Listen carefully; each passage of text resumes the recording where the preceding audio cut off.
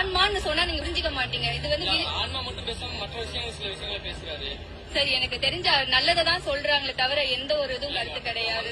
அக்னிமலை பெய்யுங்கிறாரு, மனிதர்கள் பறப்பாங்க. அது உண்மைதான் நானும் சொல்லுவேன். ஏன்னா நானும் ஒரு அடையாள சித்தர் கோயில் போன ஒரு பெண் சித்தர் வந்து பறந்திருக்காங்க.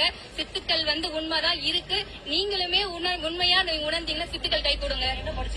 நான் MBA முடிச்சிருக்கேன், MSc சைக்காலஜி பண்ணிட்டு இருக்கேன். ஆமா, பண்ணிட்டு இருக்கேன். உண்மைதான். சித்தர்கள் எத்தனை பேர் சென்னையில இருக்காங்க உங்களுக்கு தெரியுமா? எல்லா சித்தர்களையும் நீங்க எங்க பாக்குறீங்களா? நான் போயிருக்கேன், பாத்திருக்கேன். சார், நீங்க நம்ம எல்லாமே அறிவுபூர்வமா பாக்குறோம், ஞானபூர்வமா தெரியுங்க. நான் சொல்ல வரேன், இங்க ஆராய்ச்சி பண்ண நம்ம வரல சார். நீங்க எல்லாம் விழிப்படைங்க. இங்க உண்மை வந்து எல்லாரும் உங்களை மாயத்துல விழிப்பாருங்க. இங்க நானும் ஒன்னே இல்ல, எல்லாம் ஒரு மாயை.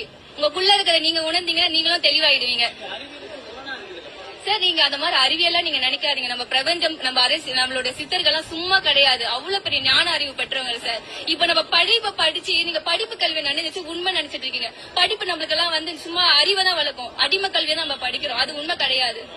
ஞானத்தை கத்துக்கிட்டாதான் நீங்க யாருன்னு உணர்வீங்க. நான் யாருன்னு உணர்ந்தா மட்டும்தான் இந்த உலகத்துல கஷ்டம் இல்ல, நஷ்டம் இல்ல, எல்லாத்தையும் உணர முடியும். நான் ஒரு ஹஸ்பண்ட் இல்லாம இவ்வளவு